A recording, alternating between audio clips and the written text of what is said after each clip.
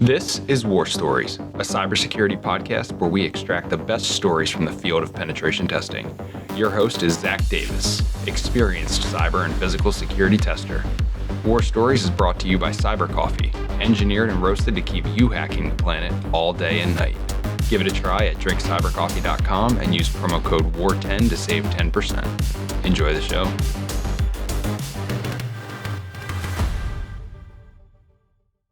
All right. Welcome to episode 2 of War Stories, the podcast powered by SEVN-X and Cyber Coffee. Today, we got our very own Stephen Bondurich here. And I know we talked about it a little bit last time, but for those of you that didn't see that episode, War Stories is a podcast where we're going to ask a security professional the same 3 questions each week. Those questions are, who are you? What do you do? What are you about? How'd you get into information security? The second question, what's your favorite tool and why? Starting off at the beginning of this with mostly pen testers and red teamers, but we'll give the blue team guys a chance eventually. And then the last question is, what's your favorite war story from your career? Everybody's been in offensive security, usually has some good stories. People love to hear them. We want to get those out there. And just a reminder, no client names, no locations. Let's protect the anonymity of our clients, but still talk about some of the cool stuff we can do. So, Stephen, you're a member of the SEVNX team, one of the junior guys. Why don't you tell everybody how you got here? Sure, Zach. Well, first I want to say thank you for having me. I'm really stoked to be out here today. It only took 2 episodes for me to make it onto the show. Yeah, best for second. Yeah, that's what they say. So I'm Stephen Bondurich. I'm a penetration tester here at SEVNX. I try to find and exploit vulnerabilities in the security postures of computers, networks, buildings, and people. Been at this for a couple of years now, but my first foray into the world of information security actually came through our CEO and co-founder, Matt Barnett. Okay. I know you're at BTB, but I don't know you're in Matt's history. So Yeah, one of the many legacied members of his history, for sure. And where that really came from was back when I was just a plucky young student at Penn State University. There was a career fair that I was attending, and long story short, I saw Matt when the career fair was just kicking off for the day, and at that point it was 7 a.m, and half the people that walked through that door were grouchy, didn't want to be there, still half asleep, and Matt was kind of this like pleasant, sunny person to interact with. He does get up so god awfully early. I don't know how he does it, but yeah, it's a talent I wish I had. Me too. But I repaid him for all his hospitality and welcomingness by speaking to him as a warm-up for the recruiters that I actually wanted to talk to. Mind you, at this time, I was an information science major with a minor in security and risk analysis. So was it information science? My degree was information systems. It's basically like they just took all the hard coding and math out of a computer science degree and left the systems part. Is that somewhat similar? Couldn't have said it better myself. Got it. Yeah. That's what that it was. Math and stuff. It's for people smarter than me. Mm-hmm. Yeah. So, but I had this sort of like tangential interest in information security. Thought it might be something I want to get into one day. And I'm talking to Matt. He's telling me about this company he works at, the type of work that he does. This wasn't SEVNX at the time. It was a former company. And something about it just really resonated with me, and it stuck with me. And end of the day, I'm thinking back about my experience at the career fair, reaching out to people, and I pull out his card, and I just was like, yeah, I got to send this guy an email. I got to see where this goes. And one thing led to another. Then I ended up with my first internship with him and his team at that company. Okay. So then BTB internship, former employee internship. Mm-hmm. At that point, I later accepted a full-time offer at that company. I worked there for over a year. I decided then to return to Penn State for a 1-year master's in management and organizational leadership. Okay. I didn't know you had a master's. I do have a master's. Good stuff. So hopefully we get a bit more respect around here now. We'll see. And when I had come out of that master's, I had realized by that point that even though I could go into a more broad spectrum of business careers, I still wanted to be in security. I still wanted to be in pen testing. It's kind of addicting. It is. And I reached out to Matt because I knew about SEVNX, and the company I think was about 1.5 years, maybe 2 years old at that point. And I was interested in what they were doing and how things were going there. And one thing led to another. Ended up getting an offer, and I've been here ever since. So, question number 2. What is your favorite tool and why? All right, I got a tool for you right here. And I know you're going to like this because it's one that you've never heard of. Okay. You've never heard of it because it doesn't formally have a name, so I give it one myself. All right. What do we got? I call it the MONAS. The MONAS? MONAS. It's an abbreviation for magnet on a string. Magnet on a string. Okay. So we're talking physical security. We are talking physical security here. Okay. It is not much more eloquent than what it sounds like. Quite literally, it's a custom fashioned piece of wire that hangs from a round washer that also functions as a strong magnet. And it's one of my favorite physical penetration testing tools. The application for it is that when you want to get into a door that is locked or requires some sort of authentication, be it a badge or a key code to get in, and you don't have maybe the time or the means to compromise those credentials, what you can do is mount this magnet on a string. And again, you have this little circular magnet and maybe an inch of wire hanging below it. So it's very small. It's indiscreet or discreet. Something that would fit in the palm of your hand pretty much. Yeah. Okay. And what you do is when you find a door of interest, you pop the magnet onto the top of the door frame, which in many cases in corporate buildings is made of metal. And it will sit there. And you find a stakeout point nearby, somewhere not suspicious, somewhere no one's going to call you out, where you can wait. And when a person walks through that door, an authorized user to get into that door, they're going to open the door, and the door is going to swing open and push past and through that little string that's dangling down there. With the washer on the end. Correct. And now when the door shuts, that little wire is going to catch between the door and the door frame. And the door's not going to shut all the way. It's going to shut almost all the way. So the person walking through is going to think that nothing out of the ordinary happened. But you, as the attacker or penetration tester in this scenario, when you see that happen, you can follow them up. You can go reopen the door because it never fully closed, collect your washer, magnet. your MONAS, and be on your way. I honestly, this is the first time I've never heard of this. So you guys have actually used this on a test? Yes, we have. Oh wow, that's a great idea. I've never heard of it. That's really cool. What's appealing about it to me is that it speaks to this sort of like hunter and prey dynamic that you have going on, where you are setting a trap essentially.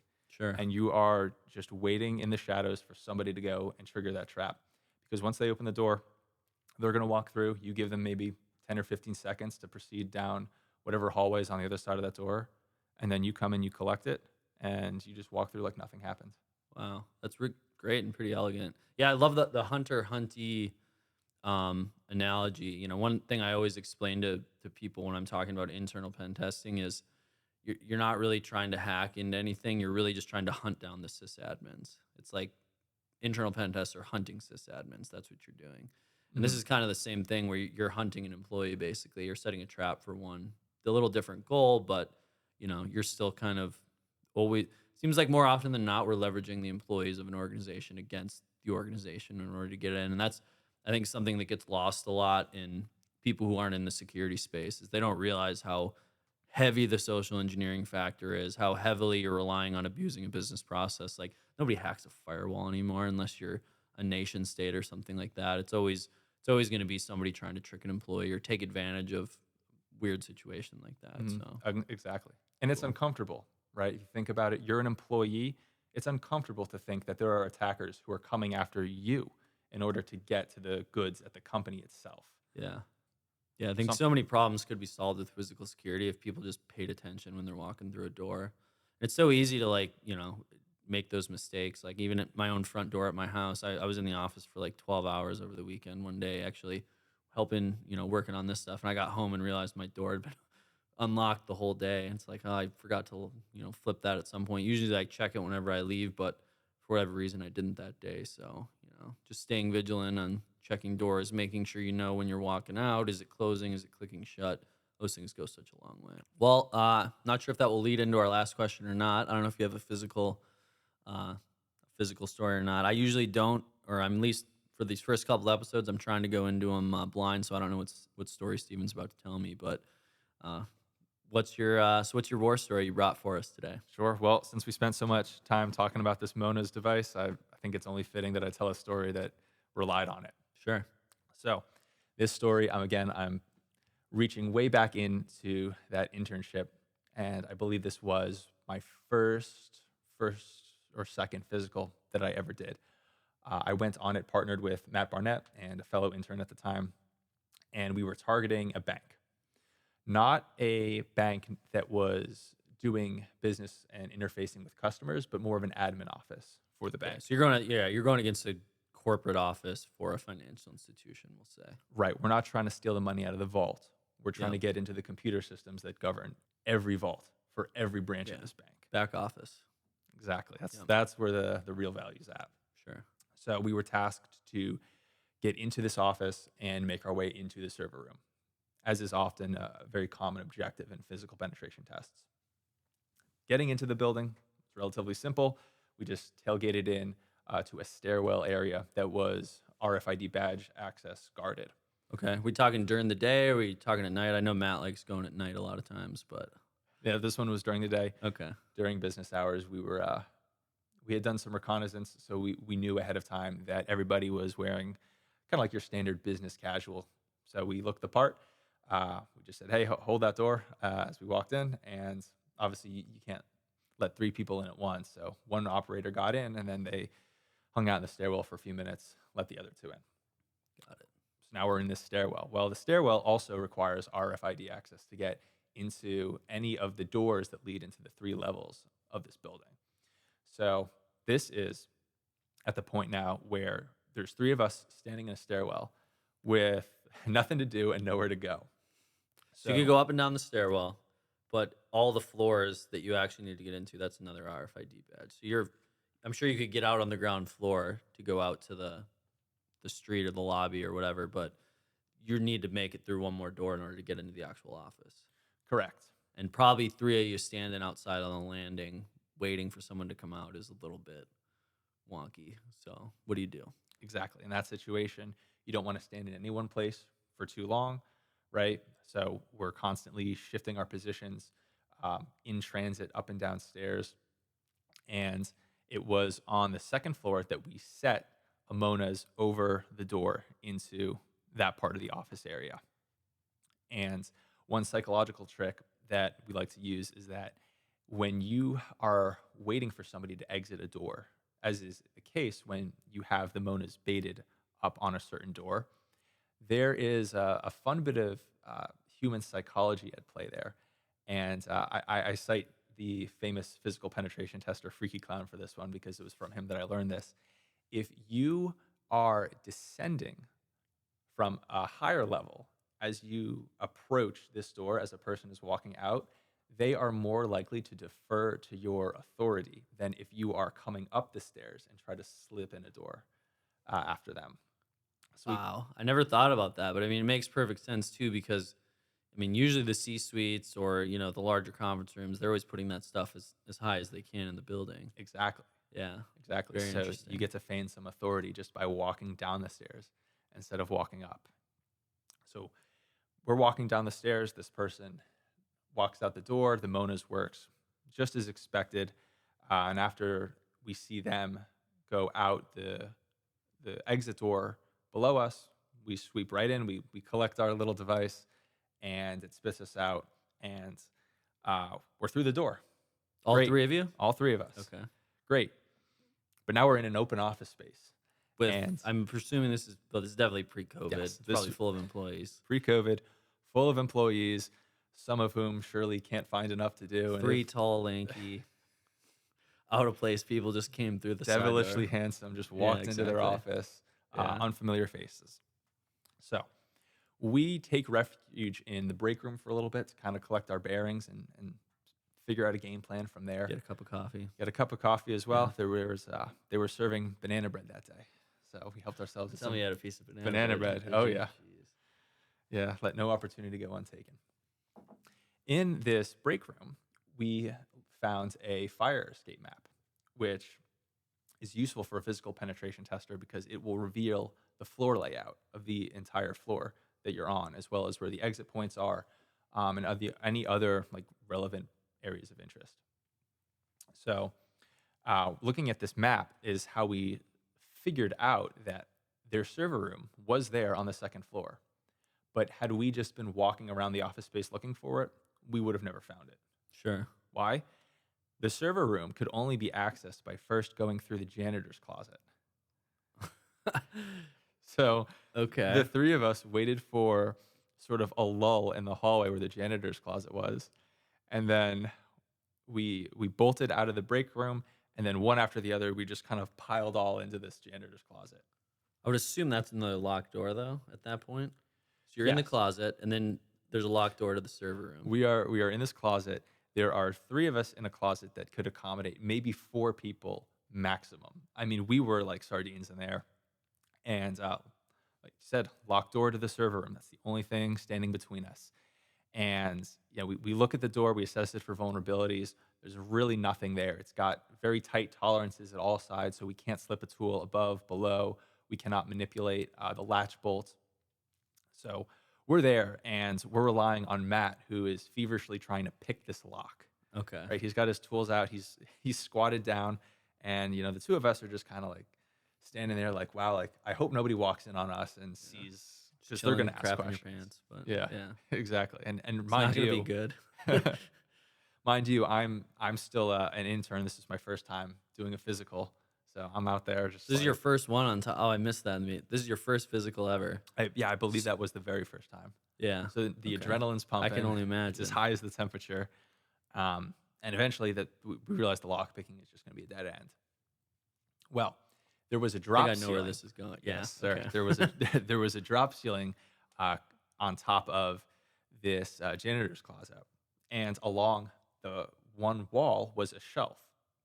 Again, this shelf is literally like the width of maybe like 2 people standing hip to hip at most, but it was a shelf, kind of like a bookshelf, that went up to the ceiling. So with the help of Matt and the other intern, I scaled up the shelf. It boosted you, the tall guy? Yeah. Okay. And they needed all the extra height for a lookout that they could Got it. get. We pop a ceiling tile, and I take a look around, and what do I find? The ceiling doesn't go all the way up from the drop ceiling to the floor above. It stops. So there's this maybe like 8-foot gap between where the drop ceiling ends and the floor begins. Oh, and wow. there's So no it was a wall. high ceiling, but they just put in this artificial drop ceiling to make it probably like a regular size. Exactly. Okay. And I'm looking over top of the drywall into the server room, and I can see everything. And I can also see the door on the other side. It's like almost right below me, just a few inches to the left. So, So did you go all the way over, or did you try and pull the handle? that's the thing. Not wanting to go in over the wall and fall into the server room, and then being locked in there with a broken leg. I tried to figure out some other things we could do, get creative with it. And in that janitor's closet, there's a big old mop. So I say, hand up that mop to me, and then they hoist up the mop. And what I'm doing is I'm lifting the mop, bringing it over to the other side of the wall, and I'm trying to use the big, heavy strings at the end of the mop, and hopefully Hook the bunch door them, handle or something. not hook them, because it was not long enough that it could get underneath. Oh, It was okay. just long enough that I could put it on top. So you were trying to get some weight on it. I'm trying to drop all the weight of those big, shaggy mop fringes onto the door handle. all the dirty. And below, Just Matt's making their bacteria all over their handle. But yeah, I don't want to be the guy coming out of the server room after that. That's okay. But Matt's down there, still at the door, and he's looking to push the door at the exact moment that I'm depressing the handle using the mop. And after a few tries of trying to get all the weight on at the exact right moment and getting the push in at the right time, we eventually get that door open. We get the door open. I climb down out of the ceiling, and we go in there. We collect our photographs, our evidence, our documentation of how we did it, which, let me tell you, this was a fun report to I write. bet. Quite a few things on the list there. Yeah. And at that point, we packed our stuff up and we walked out. We were not questioned the entire time. Nobody caught us the entire time. And it was a very memorable first step into the world of physical penetration testing. Oh man, that's always like the best feeling. Like, it's one thing to get in and you're in, but then when you make it through the whole assessment, hit your goals, then you walk out and hit the parking lot. That's always a great feeling as well. And I'm sure that was a doozy of the report. And knowing Matt, you were definitely the one to write it. Yes, as I recall, that's exactly how it went. Cool. All right. Well, I think that's pretty much our 3 questions. Anything else you want to leave us with before we put this one to bed, Stephen? Just real quick, because I know we're coming up on time with this one, but like you mentioned earlier, how do you defend against a lot of this stuff, right? And there's a lot greater of a role that regular employees have than they realize in stopping social engineering attacks and physical attacks on a facility. And I think that's something that can get overlooked in a lot of security awareness trainings, and that's something that I vouch for.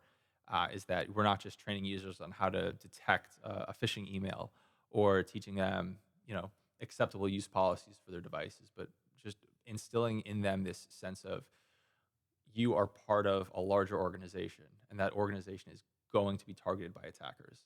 Therefore, you will be targeted, and you should take some responsibility to try to have some situational awareness with these things. See something, say something goes such a long way. And I think that's one of the goals for what we're trying to do with this podcast. I mean, everybody loves the stories, but, I think you can only tell them to so many people, or this way we can get the stories out there. And I think if employees hear the way that, pen test, I've been doing this for over 10 years. It's the same exact techniques we were using back in 2013 are still valid in 2023 and 2024.